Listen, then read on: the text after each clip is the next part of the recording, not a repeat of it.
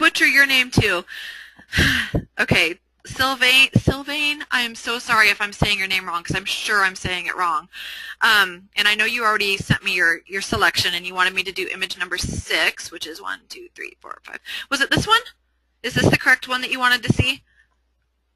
Or do you have a different one? You can pick a different one too if you want, since we just did one of her, but it's totally up to you.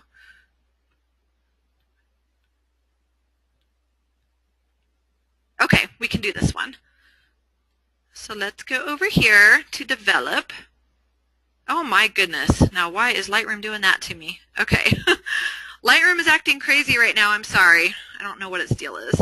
Okay, so we're going to do another one of my daughter right now. Let's go back to the import here on this one. All right, this image is one of those ones that I shot. This picture itself is a couple of years old. This was the straight out of the camera shot of this one, or the straight out of the camera version of this image. This is kind of when I was still in my auto white balance using days. I have since switched over to using Kelvin, and I find that my straight out of the camera skin tones are a lot better, especially if I remember to change it. Sometimes I don't, and I'll be in deep shade or whatever, and I'll forget to change my temperature, and I'll end up with a picture that looks like this anyways. So I tend to start on when I'm using my Kelvin, 6300 is where I almost always start out at. 63, 6500 seems to be a really good point to start out. And I can take a test image and then I look at it. I will just look at the LCD screen, and if it looks blue, I'll crank that temperature up. If it looks way too warm, I'll pull it down. But that for my outdoor shots, that seems to be a pretty good spot to start at, and it gives me pretty good results. So this was auto white balance. I'm pretty sure that's what I was using back when I shot this image. And I would get a lot of these images, especially ones that were shot in shade, that would come back looking really, really blue. This would be a prime example of a blue image. So again, I'm going to go ahead and give the whites of the eyes the chance. Oh, see, now it's behaving itself again. I'm going to go ahead and give the whites of the eyes a chance to see if that's going to, you know, give me pretty good results with this white balance selector. So I'm going to click right here on the whites of her eyes. And it actually did something good this time. It warmed it up to 7200 and increased my tint to a plus 13. I think she's looking a little bit on the magenta side, so I'm going to pull that down to about a 6. And I'm going to increase my temperature even a little bit more, about to 7700, just to warm her up even a little bit more. I really like nice golden skin tones. Exposure I'm not going to mess with. My highlights, or my contrast, I'm sorry, contrast I'll add about a 5 to my contrast. Highlights and shadows, I'm going to lift my shadows just a little bit. Nothing too crazy, just a little bit. I'm going to add some luminance to my skin tones, so I'm going to click on that little circle, come over here to my skin tones and push up and add just a little bit of light into her face, into her skin. I'm going to go down here, I'm going to add my noise reduction next, so we'll zoom in. I'm going to add about 20 to this one. Next thing I'm going to do is add my adjustment brush. So I'm going to click on my adjustment brush panel. I'm going to make an adjustment brush that drops my exposure like I always do, increase my saturation to about a 20, and lifts my shadows just a little bit again, about a 15. And I'm just going to brush this on to the entire image.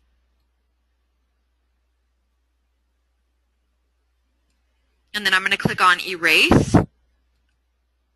And I'm going to go ahead and erase just on and around her. And at this point, I'm going to go ahead and take this image into Photoshop. So this is what it looked like straight out of the camera. Biggest change is going to be our color because she was blue in the straight out of the camera shot.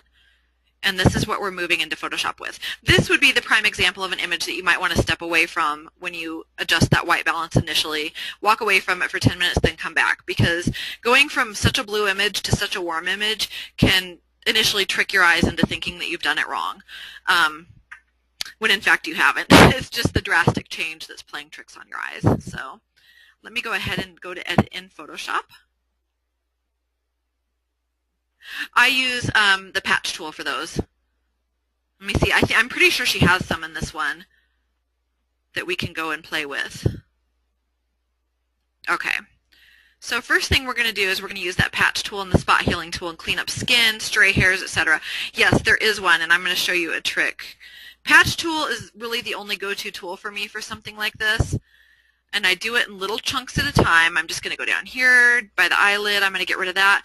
One's going right across the eyeballs. I'm going to cheat on this picture. I'm going to go across here. I'm going to select that hair that's going right across her eyeball like that, and I'm going to drag it down to the other eye. I know this is crazy, but right about there. And I'm cheating by using the other eyeball, but it did get rid of that one stray hair, which I'm happy about because the stray hair makes me insane. Stray hairs across eyeballs do make me insane. I'm like totally OCD about that stuff. It makes me nuts. So I would go in here and get rid of these ones too, probably just because I don't think they're serving any purpose other than to distract. So. And I'm just using my patch tool right now.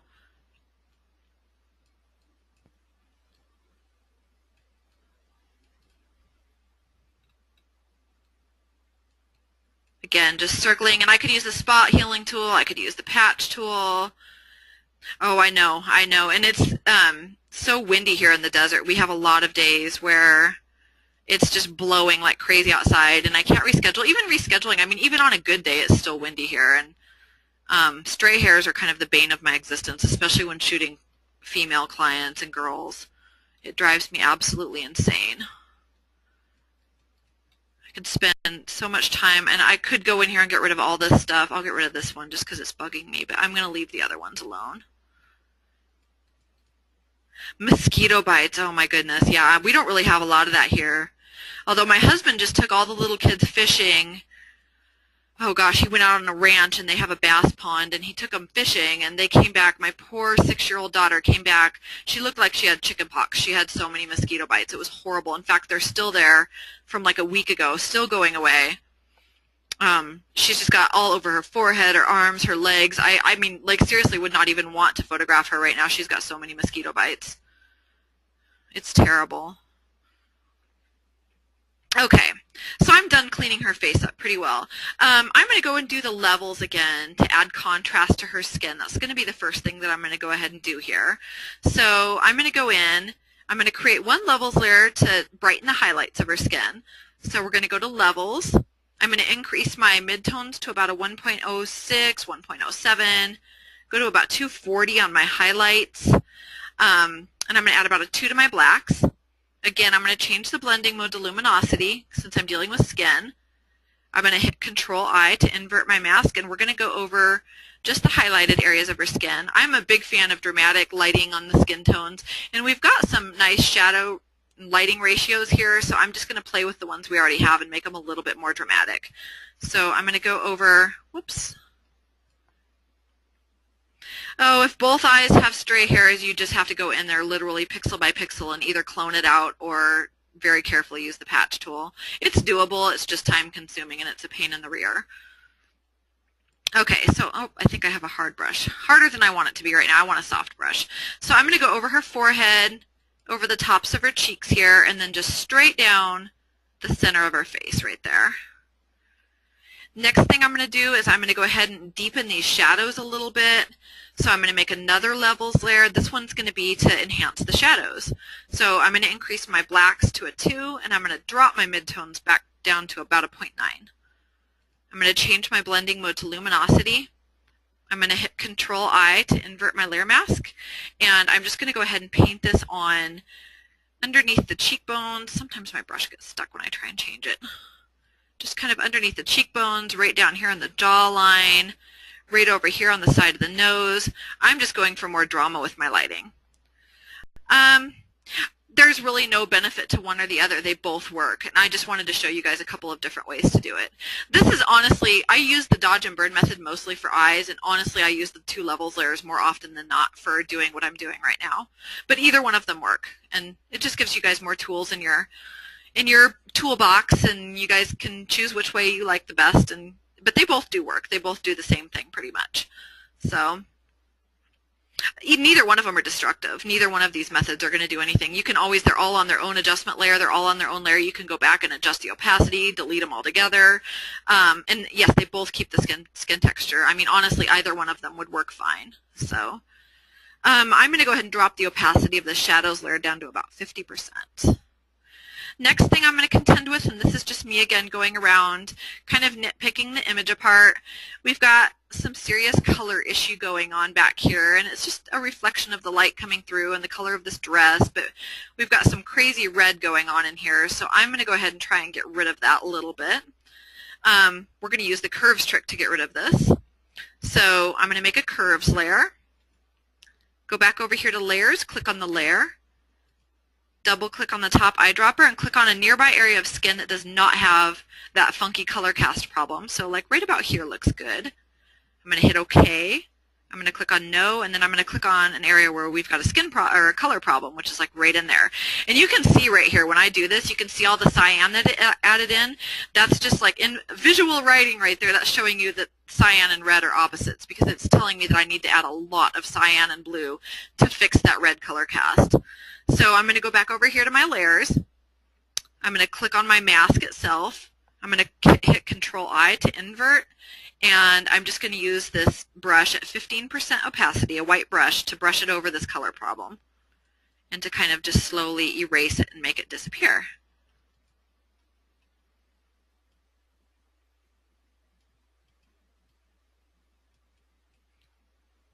I might even hit this little area right up in here that's looking kind of yellow. I don't like that either. And that looks so much better. I mean, it's not 100% perfect, but it's a big, big difference. So we're going to go ahead and leave it like that. The next thing I'm going to do is I'm going to add a little bit of contrast to her hair to make her hair stand out a little bit more. We're going to just, and you can add contrast just by messing with the histogram and a levels layer. So I'm going to do the same thing kind of that I do with skin. I'm going to pull up a levels layer. I'm going to brighten the highlights a lot. I'm going to darken the blacks a little bit, right about there. And I'm going to brush that, I'm going to invert it and brush that onto her hair. I'm going to leave the blending mode on normal because I don't mind the added warm tones that the normal blending mode adds when I'm dealing with hair. I just don't want to add it to the skin. So I'm going to go ahead and leave it on normal for the hair though. And we're just going to kind of brighten that hair up. And I'm just kind of slopping this on where her hair is laying over here. And you guys can kind of see what that did. It just kind of brightened her hair up, made it stand out a little bit more, made it more contrasty looking. I'm going to come down here and I'm going to go ahead and do my dodging and burning on the eyes also. I know this isn't a super close-up, but I still like to do that. So I'm going to add a blank layer down here, or create a new layer. Excuse me. Change my blending mode to overlay. Whoops, overlay. I'm going to hit D to set my foreground color to black and my background color to white. I'm going to drop the opacity of my brush to 5%, and I'm just going to burn around the outside edges of the iris, the pupil, the eyebrows. I hit the eyebrows a little bit too just because they frame the face so well. I kind of want to make them stand out a little bit more. I'm going to hit the pupils again, get those eyelashes, and then I'm going to use the white brush and I'm going to go around the colored area of her iris. And I see, now that I'm over here, I see this one little stray hair sitting there that's driving me absolutely crazy. I'm going back to my background there and I'm getting rid of this. This is making me nuts. It's got to go. There we go. That looks better. And I think that actually might be a stray hair there, right there too. And it's making me crazy also. I hate stray hairs. Okay, so I use the dodge and burn on her eyes. The next thing I'm going to do is add some soft light to the image. So I'm going to go into make a curves layer. No altering the curves on this one. I'm just going to change the blending mode over to soft light. I'm going to drop the opacity down to about 35%. And I'm going to go in with a soft black brush and just mask this off of her skin. I'm actually going to take this off of the clothing this time too, which is something I don't normally do, but the clothing is already so crazy saturated that this soft light and this extra contrast is actually just going to make it, I'm sure it's out of gamut right now. So we're going to go ahead and get rid of it off of there. And also when you do soft light, you want to take it off of any areas that are close to clipping in either direction. So if you have any blacks that are really, really dark, you're going to want to take it off of that. anything like this clothing, I mean, it looks pretty and everything, but it's too much. So I'm going to take it off. We're not going to leave it on this dress at all. I'll take it off any areas that are like too bright, too dark. I'm actually going to go back to my background layer and clone out some of these really bright spots. I'm not really liking those at all. I'm just going to go in there and just real quick clone these out. I think they're just distracting and not doing any favors. Or you could get content aware fill to get rid of it for you, which would also probably work.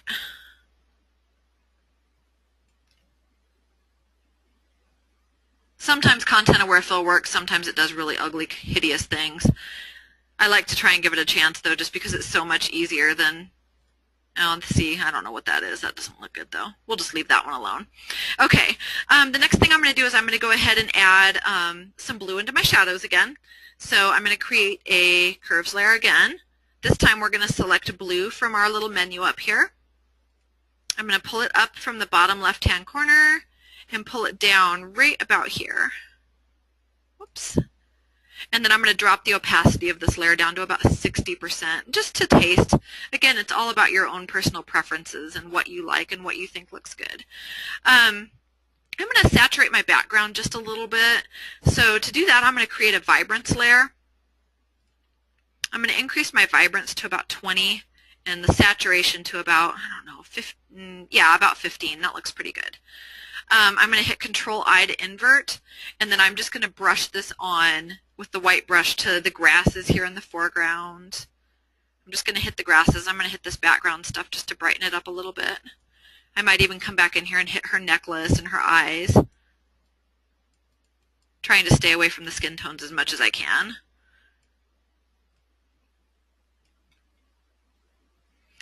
If you wanted to change those background colors, these colors back here in the background, if you wanted to make them look more like fall colors, like golden leaves, that's really easy to do. You can make a selective color layer.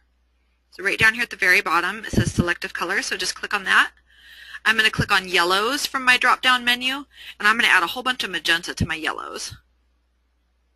And maybe even some black.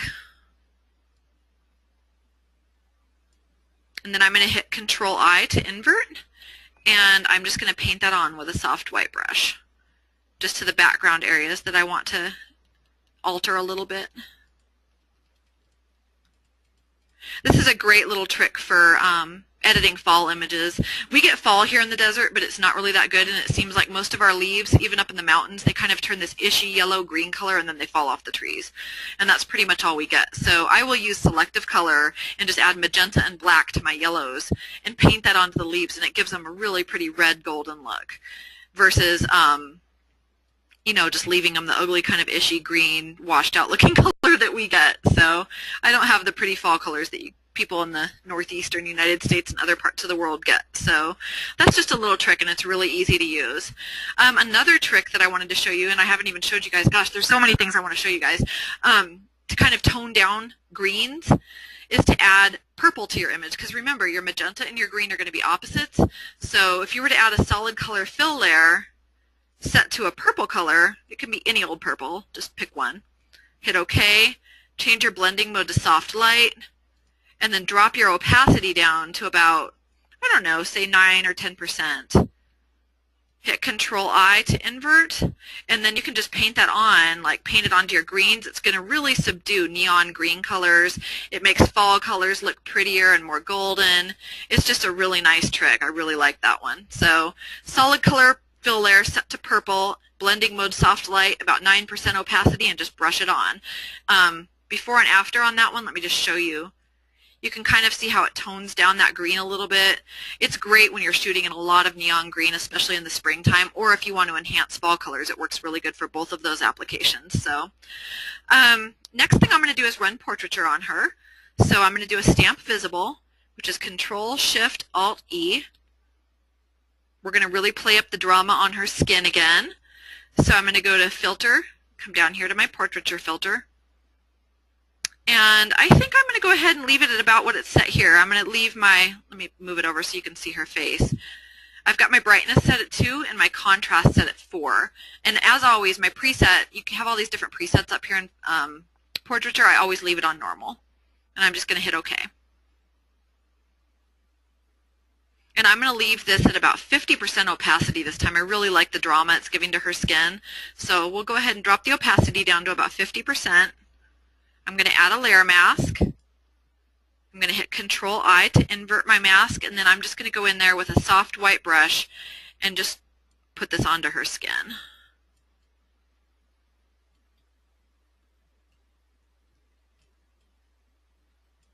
And then I'll go in with a black brush again and take it off of her eyeballs and her eyebrows.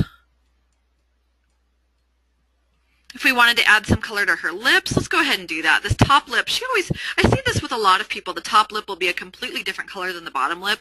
If you want to make this top lip match that bottom lip again, you can use the curves trick again, and it's super easy and quick. So curves, click on the layer, not the mask, double click on the top eyedropper, click on that bottom lip because that's the color we're going to try and create. Hit OK, no, and then click on the top lip. Now I'm going to go and invert my layer mask, and with my brush set to 15% opacity, I'm going to go in there and just brush that onto that top lip and just kind of get them to match a little bit better. There we go. Next thing I'm going to do is add my favorite vignette. So I'm going to do a levels layer. I'm going to drop my midtones down to about a 0.68, my output levels to about a 13, my red to output levels to about a 2, and my blue output levels to about a 6. This might be a little bit much, so we can always drop the opacity when we're done. But I'm just going to go in here with a soft black brush, and I'm going to go ahead and take this off and around her. Whoops. Increase the opacity of that brush would help. So right about there, and I actually like the way that that looks. So that's how I would do this one. Let me go ahead and revert this one for you guys so you can see the before, or the Lightroom edit anyways.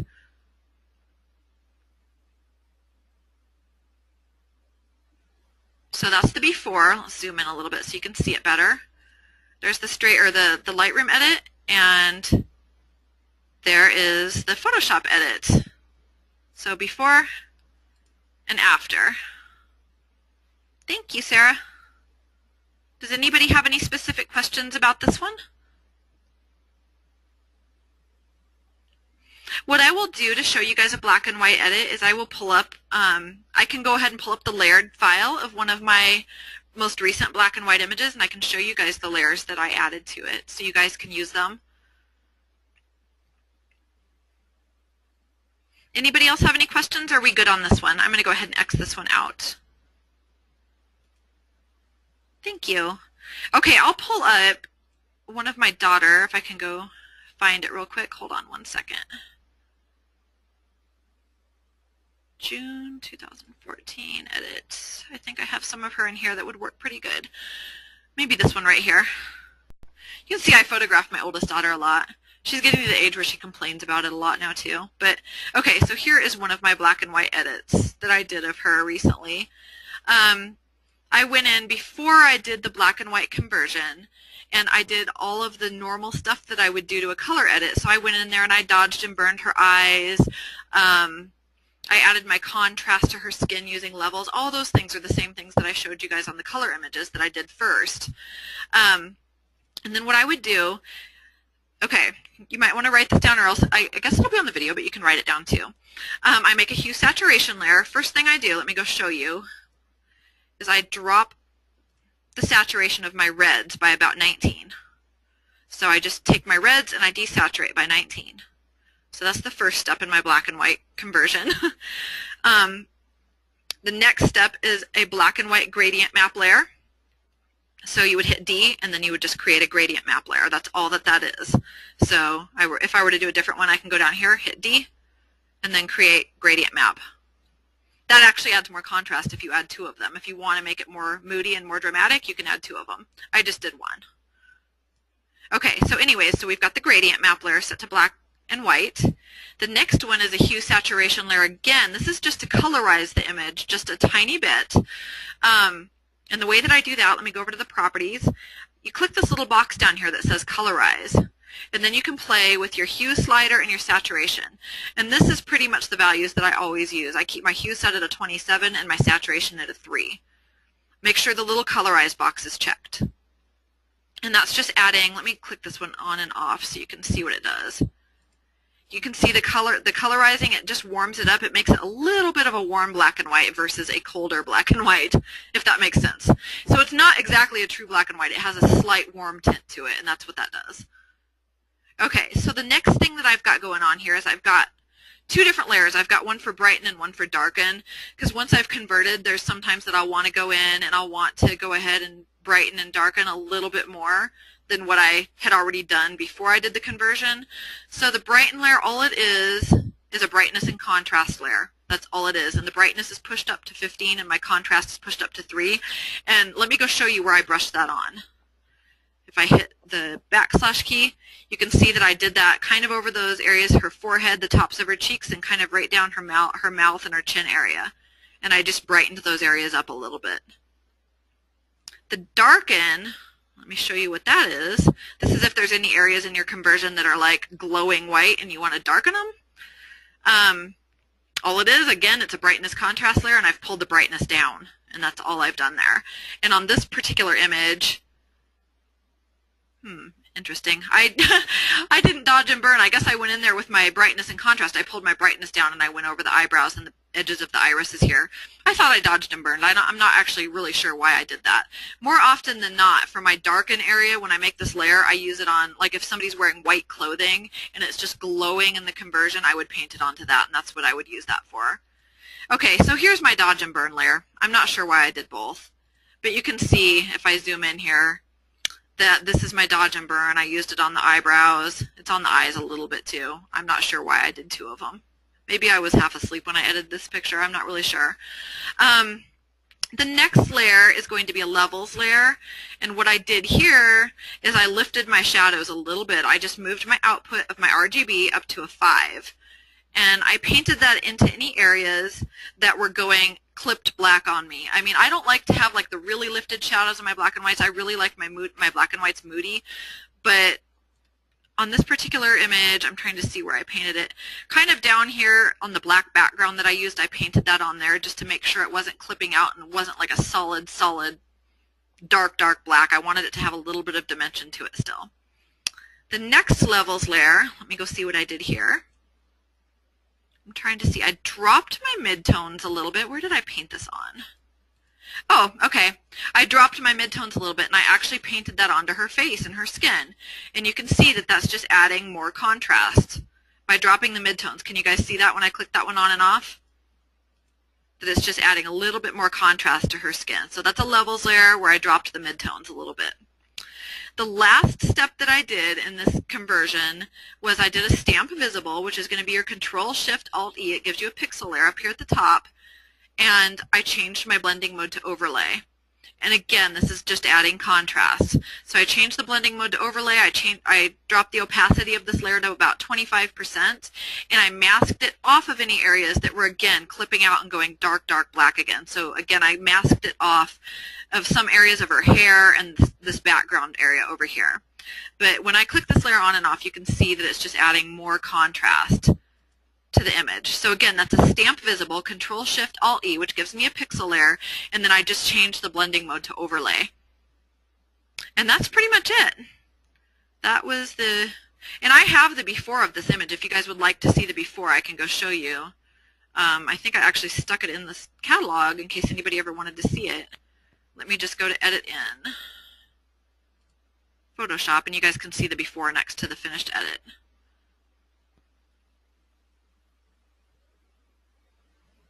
So this is the before and what it looked like, you know, straight out of the camera. I fixed her suntan lines also before I did my conversion. I used the curves trick and got rid of the suntan lines, cleaned up her skin, got rid of these under eye circles a little bit, and then there's the finished black and white edit.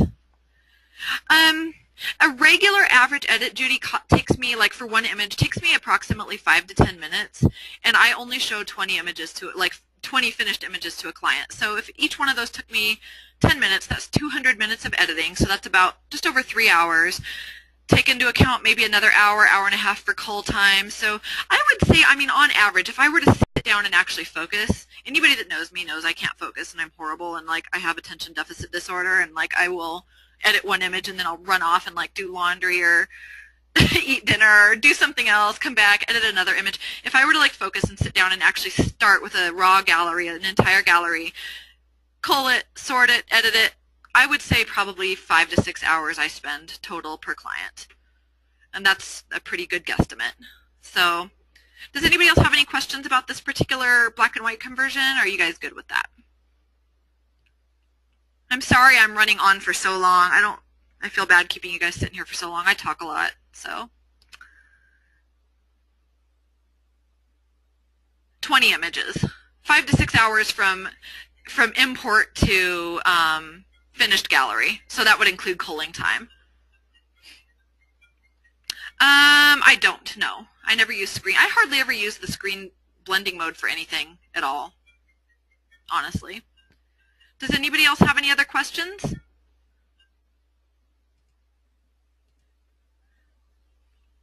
Is everybody good? I'm going to go ahead and I will get out those invites sometime this afternoon to join the Facebook group. They'll come in your email. I have to email them out. So if you don't see them within the next 2 or 3 hours, go ahead and check your spam folder. If you don't see it, email me. And please, please let me know if you did not get it, because I want to make sure that everybody gets that invite. My number one advice for shooting outdoors. Oh gosh, I have a lot of advice for shooting outdoors. I like to shoot in the golden hour, but obviously like a session sometimes will take a little bit longer than that, and you're going to have to start earlier. When I'm shooting outside, we have a lot of bright sunny days where I live. I mean, we're in the desert. It's sunny out. For example, when I'm shooting in the Valley of Fire, that's a good example. That place has a lot of open areas. When I start out shooting outside, because I am a natural light photographer, I start out working in open shade until about the last 20 minutes before sunset. I will go ahead and move out and start backlighting. When I'm backlighting, a couple tips with backlighting. For example, my chicken boy image that I did for you guys, that was shot right after the sun went down. I mean, it had just set. And I was filtering the light through a bunch of really tall grass that was taller than my sun. And so the light was being filtered, which means that direct sunlight is not coming straight into my lens, which means I'm not going to get a hazy image. Hazy images look good sometimes, but I'm not a big hazy image shooter. I prefer more contrasty images. So when I'm backlighting, I try to filter it through something, be it bushes, trees. I'll look, like if I'm in a forest, I'll look for just little patches of soft light filtering through the trees, and that's where I'll place my subject. And I'll watch for that light in their hair, and I'll go ahead and shoot it like that. One example of where I would have done that, let me just go pull up a different image here real quick. If I can find it. These images right here that I did were shot not in the golden hour. I mean, this was earlier than the golden hour, but she was in a forest, and I was literally chasing just tiny little patches of light that were filtering through the trees, and we would sit there and literally move her around until I could see that pretty light in her hair, and that's where I'd leave her and take the picture. So I didn't get a lot of haze. I got a nice dark background without having like blown sky. I try not to have any like sky in my background really, unless I know I'm going to be replacing that sky. So I try to have something nice dark in the background so I can set her off from the background image, and I look for little patches of light that are filtering in. I'll try and stand in the shade when I'm shooting an image like this. If I'm in the shade, my lens is in the shade, I'm not going to get that haze. And yes, this is the 200 f2. If I'm using open shade, I will try and find things that give me dimensional lighting. Like if I'm shooting in the Valley of Fire, I'll put them up next to like a rock cliff, and so I've got shadowing on one side of the face and I've got brighter area on the other side. I don't use any, like indoor lighting? Windows. I don't use any strobes or anything like that. Every once in a while I'll get crazy and I'll do like an outdoor OCF image if I'm being, adventurous. But normally, like with my indoor images, I will just use window lighting. I shoot in my garage a lot. Those images, that black and white one that I did of my daughter last, it was shot in my garage. Let me show you guys something else here real quick. Hold on. Sorry, takes me a second to find these things. Where is it? Here we go. Okay. You're welcome and thank you. This is an image I did in my garage, and here's a pullback of it that you can kind of see. She's angled the wrong way in the pullback because she kind of turned out to face me while I was standing out there taking it. But I usually keep them angled at about a 45-degree angle so you get this nice shadowing and the highlights here. I hang a black piece of cloth up across the bottom like 3 feet of my garage to block the reflection from the driveway, because otherwise it'll cause uplighting, which I hate. So I hang this cloth, I just clamp it to the garage, and that's what I use. I mean, my setup is very ghetto, but it works for me. So indoor lens, if I can get away with my 85, I use my 85. I'll use my 50 only as a last resort because my 50 is absolutely terrible and it has a really big focus shifting problem.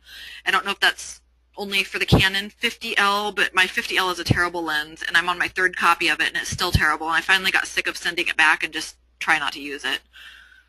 It works better for full body shots, but like if I'm up close, like doing a close-up like this, I'll focus on the eye, it'll move the focus over and focus on the ear or the hair, and so my face will be out of focus, and it drives me crazy. So if I have enough room, I'll use my 85 over the 50 every day. So just imagine her in this little pullback. Imagine her turned into the garage more, and I'm over here sitting on an ice chest taking her picture.